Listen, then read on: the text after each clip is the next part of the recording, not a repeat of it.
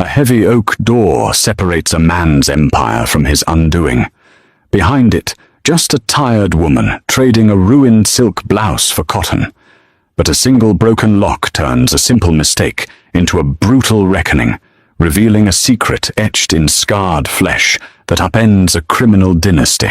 The Hayes Syndicate did not operate out of a dimly lit speakeasy or a smoky back room. It ran from the 14th floor of a glass and steel high-rise overlooking the slate-grey chop of Boston Harbor. To the city, Hayes Logistics was a cornerstone of regional shipping. To the federal government, it was a migraine. To Declan Hayes, it was an endless mountain of paperwork, interrupted by occasional bursts of unavoidable violence. Declan stood by the floor-to-ceiling window, a lukewarm cup of black coffee in his hand. He was 35, though the bags under his eyes and the tight line of his jaw added a decade to his face. Down below, container ships moved like sluggish metal beasts. Up here, the air conditioning hummed, smelling faintly of ozone and expensive carpet cleaner. He didn't look like a mob boss. He looked like an exhausted hedge fund manager. He wore a charcoal suit, no tie, the top 2 buttons of his shirt undone. He hated the theatrics of his father's generation, the pinky rings, the overt threats, the cheap cologne. Declan preferred ledgers. Ledgers didn't lie. The customs officials at Pier 4 are holding the containers, Nora said. Her voice pulled him from the window. Nora Jennings sat at the heavy mahogany desk outside his glass-walled office.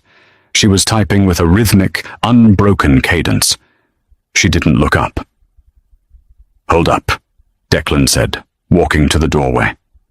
"Since when?" "Since 4 a.m., Nora replied, finally pausing to hand him a printed manifest. "They're citing a random agricultural inspection. I've already routed a wire transfer to Inspector Gallagher's offshore account.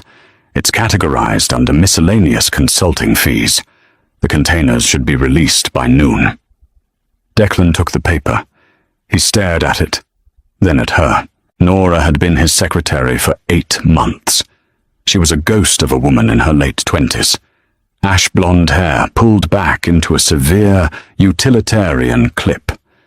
No makeup. Glasses with thin wire frames. She always wore high-collared blouses, usually silk or thick cotton, buttoned to the collarbone, and long sleeves. Even in July, when the office AC struggled against the Boston humidity, Nora remained entirely covered. She was also the most terrifyingly competent person Declan had ever met. "You bribed a federal inspector before I even had my first cup of coffee," Declan said. "You had your first cup at 6:30, Nora corrected, adjusting her glasses. "And Gallagher isn't a Fed. He's state level. Cheaper. And he has a gambling problem. He needed the push." Declan let out a slow breath. He tossed the manifest onto her desk. "Remind me to double your Christmas bonus." "Just approve my requisition for a better filing cabinet," she said, her eyes already back on her monitor. There was a stark, uncrossable boundary between them. Declan lived in a world where everyone wanted something from him. Money, protection, blood. Nora just wanted to balance the books and go home. She didn't flirt. She didn't ask questions about the men in heavy leather jackets who occasionally came into the office bleeding, when an enforcer had practically lost a finger in a territory dispute 2 months ago. Nora had calmly handed him a roll of gauze and a trash can, then returned to her spreadsheets. She asked no questions. Declan told no lies. It was the healthiest relationship he had in his life. The elevator dinged at the end of the hall. The heavy glass doors swung open, and Finn stumbled in. Finn was 22, built like a brick wall, and had the situational awareness of a golden retriever. He was the nephew of one of Declan's lieutenants, a nepotism hire who mostly ran errands and collected envelopes. Today, he was carrying a cardboard tray holding 4 massive, overfilled iced coffees. He looked panicked. "Declan, boss, I got the stuff from the Southie run, But there's a problem with the... Finn tripped. It wasn't a dramatic fall, just a clumsy catch of the toe on the threshold of the carpet. But it was enough. The cardboard tray buckled. A 32-ounce cup of iced caramel coffee launched through the air like a poorly thrown grenade. It hit the corner of Nora's desk, burst open, and sent a tidal wave of sticky, brown liquid directly onto her chest. Silence slammed into the room. The rhythmic clacking of Nora's keyboard stopped. Finn stood frozen, his face draining of color. He looked from the puddle on the desk to Nora, then to Declan. He looked like a man waiting for an executioner's axe. Nora didn't scream. She didn't swear. She slowly pushed her chair back. The entire front of her pristine, white, high-collared blouse was soaked, the heavy liquid dripping down her skirt and onto the carpet. The ice cubes clattered onto the hardwood floor. Declan stared at Finn. The silence stretched, thin and brittle. "Finn," Declan said, his voice dropping to a register that usually made grown men empty their pockets. "I'm sorry. I swear to God, the carpet snagged." "I'm fine," Nora said. Her voice was tight, tighter than usual. She stood up, grabbing a handful of tissues from her desk and dabbing uselessly at her chest. Her hands were shaking. Declan noticed that immediately. Not a tremor of anger, but a frantic, almost panicked vibration. "Go to the supply closet and get the carpet cleaner," Declan told Finn, not taking his eyes off Nora. "Then go sit in your car until I decide if I'm going to fire you."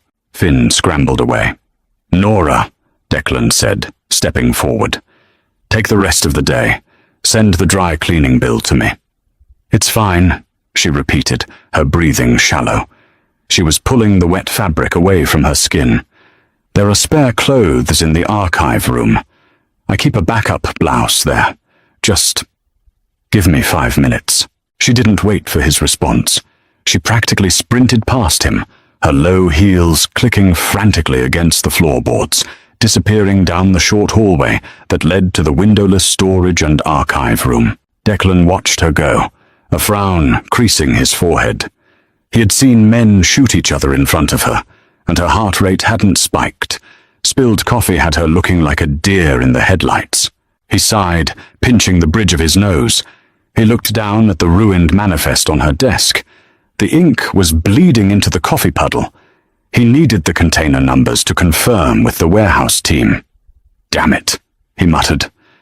He walked around her desk, trying to salvage the paper, but it was a lost cause. He needed the master ledger. The master ledger was kept in the fireproof safe. The fireproof safe was in the archive room. He didn't think. He was a man used to moving through his own territory without friction. He walked down the hall, gripped the brass handle of the archive room door, and pushed it open. The lock on the archive room door had been broken for 3 weeks. Declan knew this. He had told the maintenance guy to fix it. He just hadn't processed that piece of information before his hand turned the knob. The door swung inward. "Nora, I need the..." The words died in his throat. They didn't just stop. They evaporated, replaced by a cold, heavy block of lead in his stomach. Nora was standing by the filing cabinets, her back to the door. Her ruined blouse lay in a sodden heap on the floor.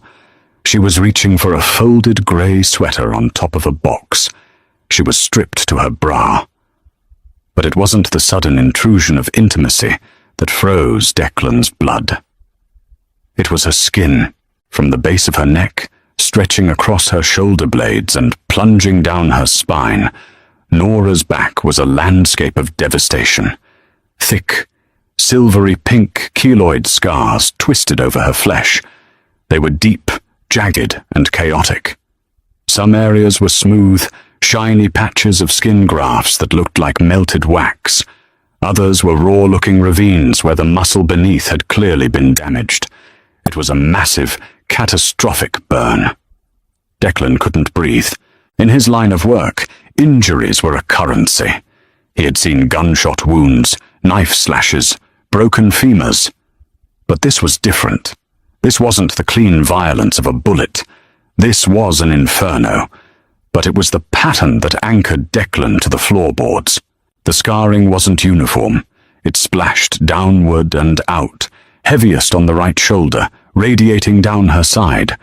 And right over the scapula, trapped within the twisting scar tissue, was a distinct, raised circle. A brand of sorts, the unmistakable imprint of a heated industrial pressure valve. Declan knew that valve. He knew the shape of it. He knew the exact temperature it reached when the structural integrity of a holding tank failed. 6 years ago, the O'Connor Chemical Warehouse in Charlestown. It was his first major move after taking over the syndicate. The O'Connor crew had been using the warehouse to move untaxed weapons, threatening the Hayes' grip on the docks.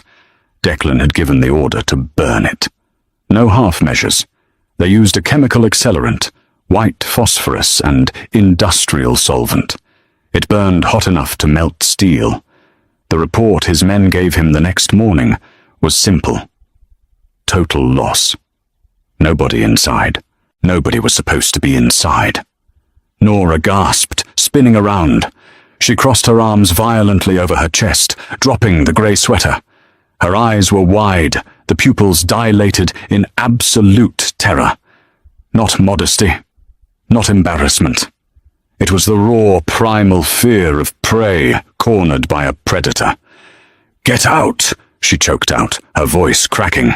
Declan took a step back, his hand still gripping the door handle. His knuckles were white. He looked at her face, the plain, severe glasses, the tight lips. Then his eyes drifted down to her collarbone, where the edge of the silvery scarring crept up, usually hidden by her stiff collars. "The Charlestown fire," Declan whispered. The words bypassed his brain entirely. They just fell out of his mouth, heavy and damning. Nora stopped breathing. The defensive posture of her arms didn't waver, but her entire body went rigid. The color drained completely from her face, leaving her looking like a marble statue standing amidst cardboard boxes. She knew. Declan saw it in her eyes.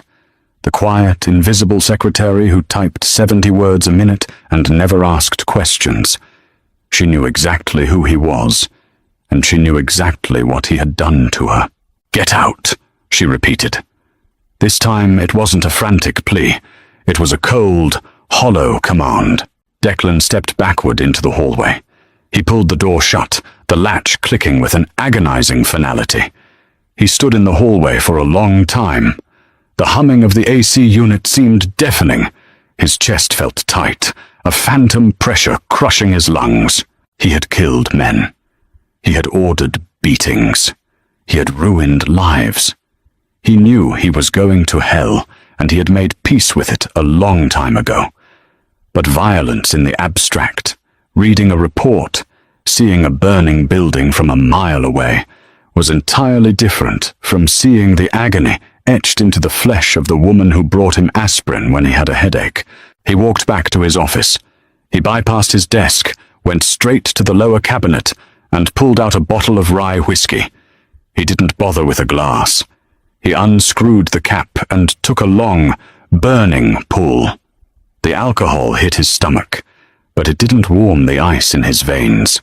10 minutes later, the door to his office opened. Nora walked in.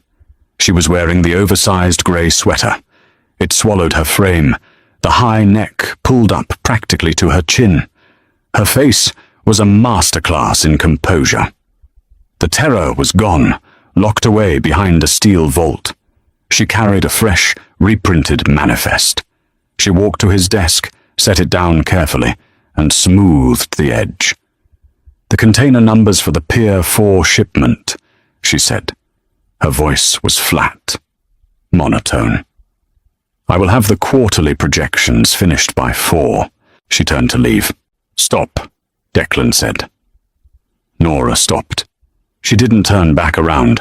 She just stood facing the glass wall of his office. Declan set the whiskey bottle down.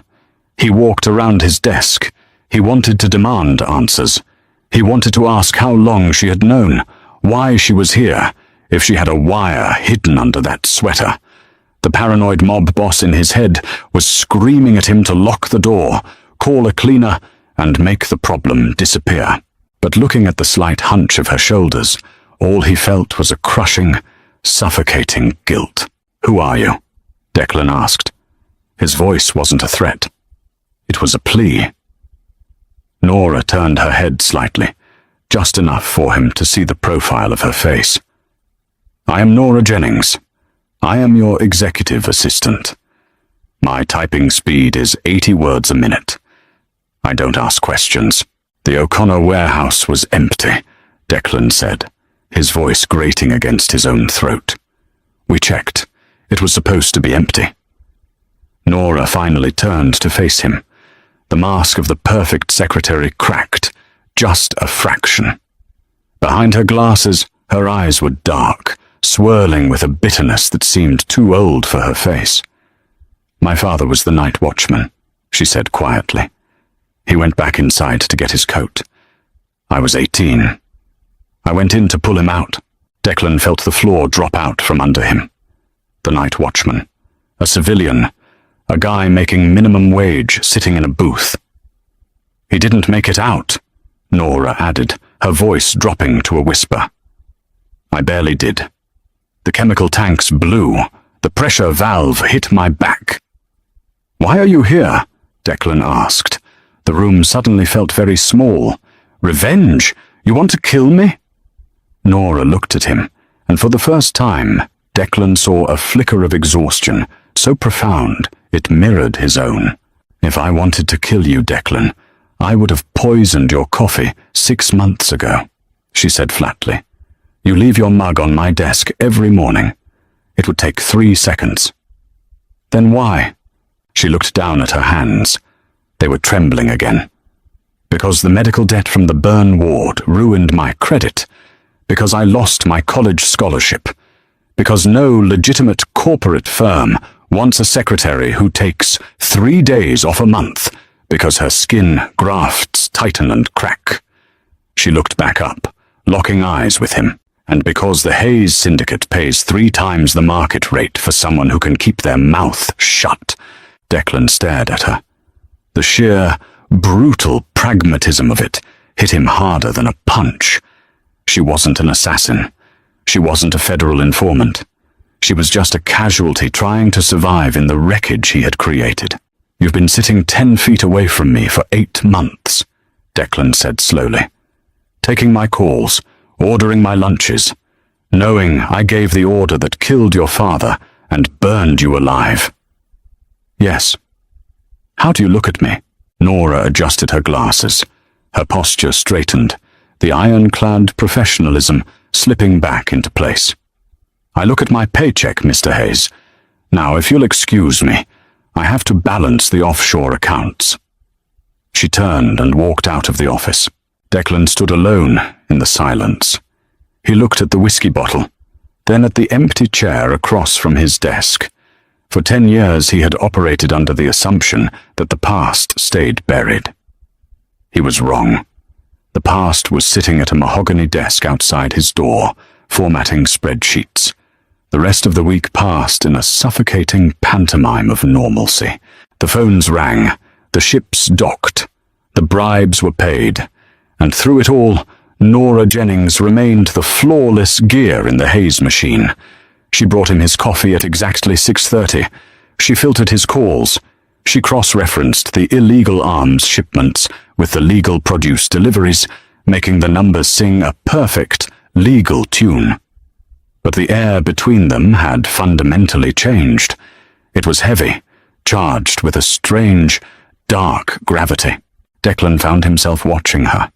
He watched the way she moved. He noticed things he had been blind to for 8 months. He noticed that she never leaned her back against her chair. She always sat perfectly upright, hovering an inch away from the mesh backing, likely because the friction hurt her scars.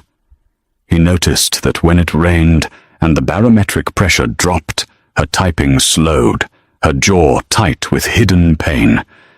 It drove him insane. He was a man who solved problems with money or violence. But he couldn't shoot his way out of this. And Nora had already made it clear she was only here for the money.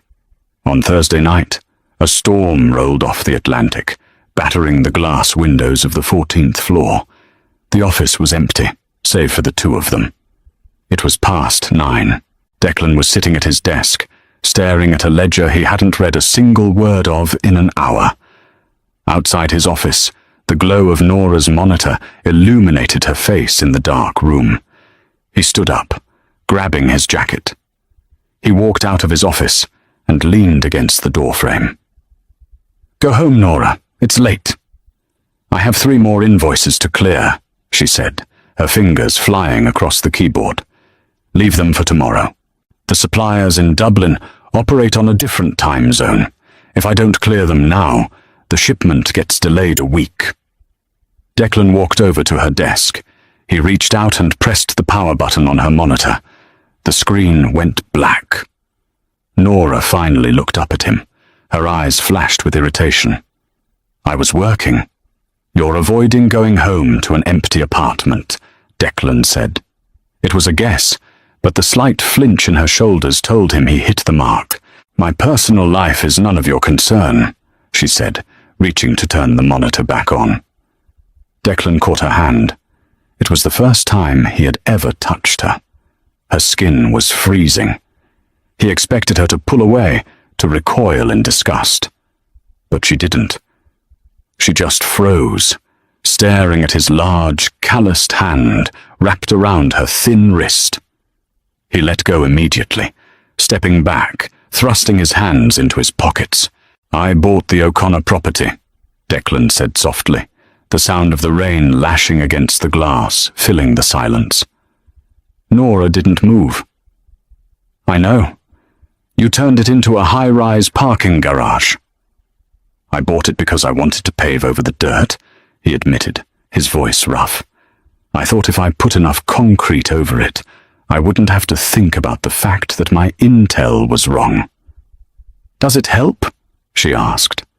The cynicism in her tone was biting. "The concrete? No." Declan looked away, watching the city lights blur through the rain-streaked window. "I transferred $2 million into an anonymous trust this morning. It's under the name Jennings. It's enough to pay off your medical debts, buy a house in the suburbs, and never have to look at my face again."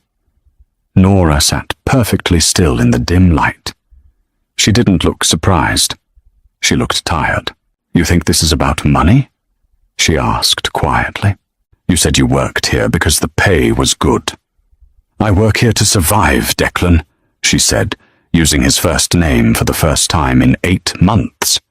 It sent a strange jolt straight up his spine. But taking a payoff from the man who murdered my father? That's blood money. I won't touch it. Then what do you want? Declan raised his voice, frustration bleeding through his usual calm facade. "Tell me what you want, Nora. You want me to turn myself in? I do that. The rival families tear this city apart in a week, trying to claim my territory. The civilian casualty count will make Charlestown look like a joke. You want me to beg for forgiveness? I will. Tell me what you want." Nora stood up. She grabbed her purse from the bottom drawer. "I want you to let me finish my job tomorrow, and I want you to stop looking at me like I'm a broken thing you need to fix." She walked past him, heading for the elevator. "I don't think you're broken," Declan called after her. She stopped at the elevator bank, pressing the down button. She didn't turn around. "I think you're the strongest person I've ever met," he said, the truth of it heavy on his tongue. "And I think it's killing you." The elevator doors opened. Nora stepped inside. As the doors began to close, she finally looked at him. "We're all dying, Mr. Hayes," she said softly. "Some of us just have the scars to prove it." The doors slid shut, leaving Declan alone with the ghosts of his past, standing in the ruins of his own making. The hum of the 14th floor air conditioning died. It didn't sputter. It didn't choke. It simply vanished, plunging the executive suite into a profound, suffocating quiet. A second later, the overhead fluorescent lights snapped off. The only illumination came from the amber glow of the city, filtering through the rain-slicked windows, casting long, distorted shadows across the carpet. Declan sat frozen at his desk. He didn't reach for his phone to call maintenance. Power outages in a commercial high-rise with 3 redundant backup generators were not acts of God. They were acts of intent. He opened the bottom drawer of his desk. His hand bypassed the ledgers and found the cold, textured grip of a Glock 19. He racked the slide. The metallic clack was deafening in the dark. Outside his glass walls, Nora's silhouette remained perfectly still at her desk. She hadn't screamed. She hadn't gasped. Declan moved silently, slipping out of his office and pressing his back against the hallway wall. He kept his voice to a bare, raspy whisper. "Nora, get under the desk." "The backup generators didn't kick in," she whispered back. Her voice was steady, betraying none of the panic she had shown days earlier over a spilled cup of coffee. This was a different kind of threat. This was mechanical, tangible. "Someone cut the hard lines in the basement," Declan said. He scanned the long hallway leading to the elevator banks and the stairwell door. "Get into the archive room, lock the heavy door, climb into the fireproof safe." Nora stood up. In the amber light, her face was a pale mask. "The safe is a reinforced steel box. If they brought thermite or incendiary charges to breach the main vault, that room becomes an oven." She grabbed her heavy metal stapler and a pair of industrial shears from her desk drawer. "I am not burning twice, Declan." He didn't have time to argue with her trauma-forged logic. The heavy steel door of the emergency stairwell groaned. "Get behind me," he ordered. He didn't wait to see if she obeyed. He moved down the corridor, the gun raised, his breathing slow and measured. This was the world he understood. Blood and angles, threat and response. 3 figures spilled from the stairwell. They wore dark tactical gear, moving with the trained, sweeping precision of ex-military muscle. Not local street thugs. This was a contracted hit. The Southie-run Finn had fumbled wasn't just a missed delivery. It was a distraction to gauge the Hayes Syndicate's response time. The first intruder raised a suppressed submachine gun. Declan fired twice. The concussive roar of the unsilenced Glock shattered the quiet, ringing off the glass walls. The first man dropped, his chest armor catching the rounds, the kinetic impact knocking him flat. The second man fired.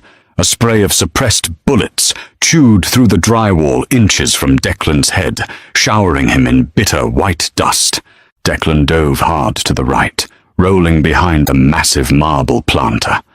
He returned fire, clipping the second man in the knee. The man went down with a muffled grunt. But the third man had flanked. He moved silently over the carpet, coming up fast on the left. Declan swung the gun around, but he was a fraction of a second too slow. The intruder kicked the Glock from Declan's grip. The gun skittered across the hardwood floor, spinning into the dark. The man lunged, a serrated combat knife flashing in the dim light. Declan caught the man's wrist, driving his elbow up into the attacker's throat. They crashed to the floor in a tangle of limbs, the sheer weight of the intruder pressing Declan into the carpet. The knife inched closer to Declan's collarbone. He could smell sour sweat and gun oil. His grip on the man's wrist was slipping, his muscles screaming against the leverage. Suddenly, a dull, heavy crack echoed in the tight space. The pressure on Declan's chest vanished. The attacker's eyes rolled back, and he slumped sideways, dead weight.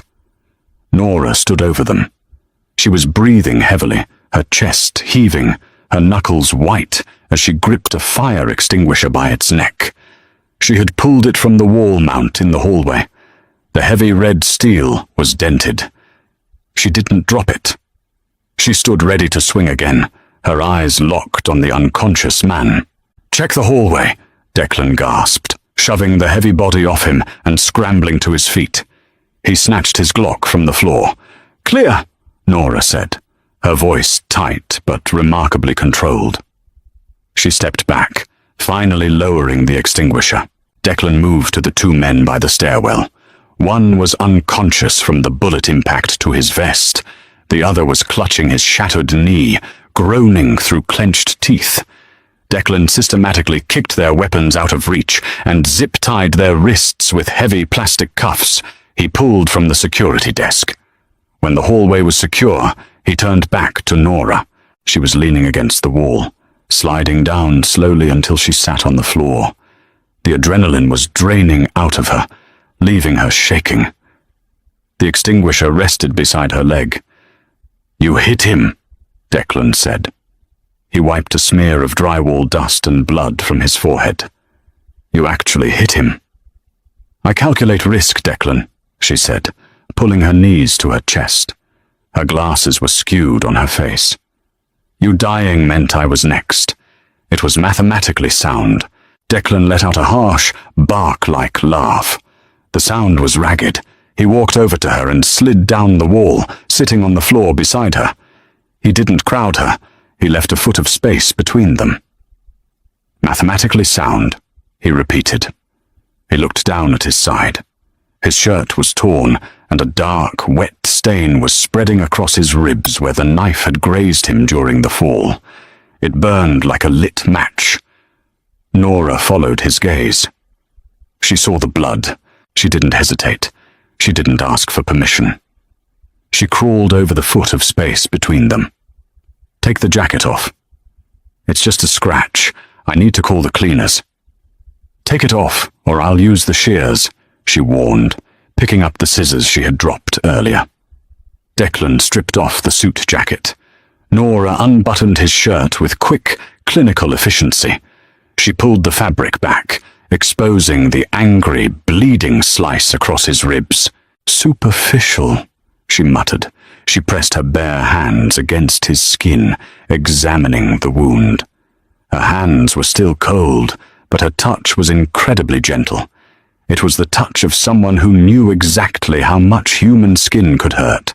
She stood up, walked into the dark bathroom, and returned a moment later with a first aid kit, a bottle of rubbing alcohol, and clean towels. "This is going to bite," she said flatly. "I've had worse," Declan grunted.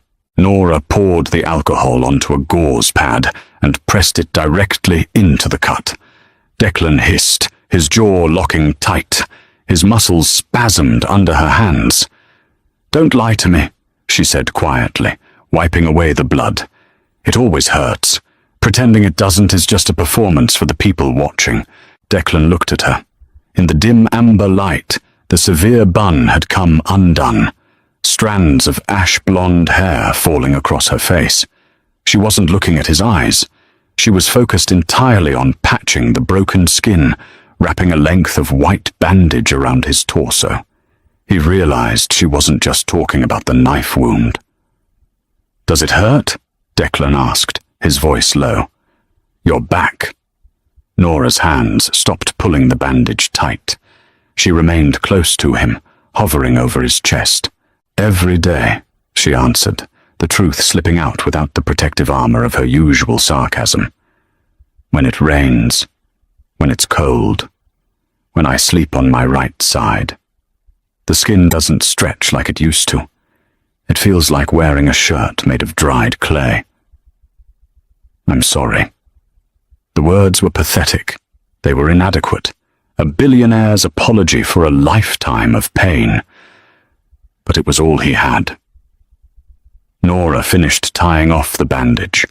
She sat back on her heels, finally looking up into his face. "I know you are," she said. It wasn't forgiveness. It was an acknowledgement of fact. "But your guilt doesn't fix my skin, Declan, and my anger doesn't bring my father back. So we work with what we have." The cleanup crew arrived 20 minutes later. They were quiet, efficient men in coveralls who hauled the bound intruders into the freight elevator and scrubbed the carpet with chemical solvents that smelled like bleach and pine. Declan sat behind his desk. He was wearing a fresh shirt from his office closet, though he left it unbuttoned over the thick white bandages. He watched Nora. She was back at her desk. The power had been restored. The fluorescent lights buzzed overhead. She was typing. He walked out of his office and stood in front of her. "What are you doing?" he asked. "Filing the incident report for the internal security log," she said, not missing a keystroke. "And requisitioning a replacement fire extinguisher for the east hallway. The current one is dented." Declan stared at her. The absurdity of it struck him, settling deep in his bones. They had nearly been killed. He had bled on the floor. She had bludgeoned a mercenary, and she was doing paperwork. "Go home, Nora." "I leave at 5, she replied. "You're not a secretary anymore." Nora stopped typing. She slowly lifted her hands from the keyboard and looked at him. The protective glass wall between them was gone. It had shattered the moment he saw her scars, and it had been ground to dust when she swung that steel cylinder to save his life. "Then what am I?" she challenged. Declan placed his hands flat on her desk. He leaned in, closing the distance. He didn't care about personal space anymore. He didn't care about professional boundaries. They were two ghosts haunting the same ruined house.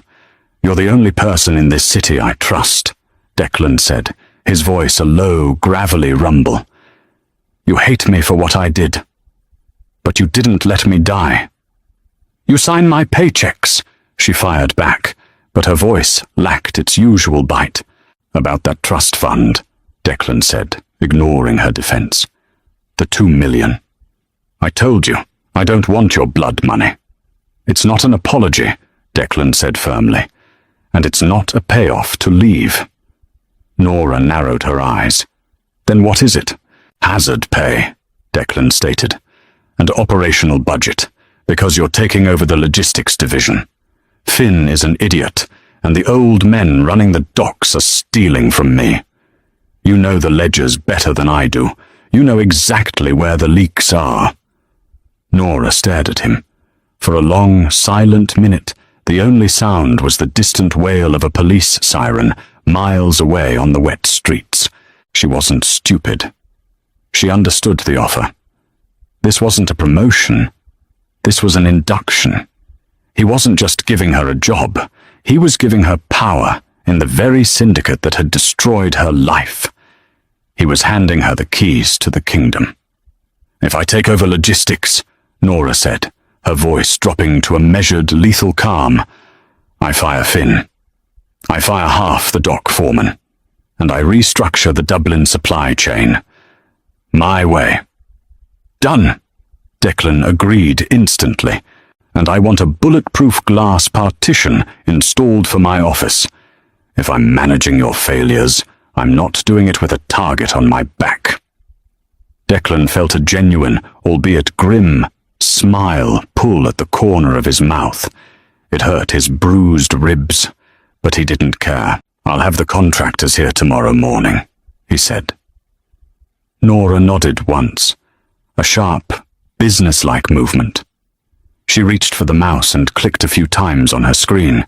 "The 2 million has been accepted and routed into a high-yield corporate account under my name," she said, looking back at him.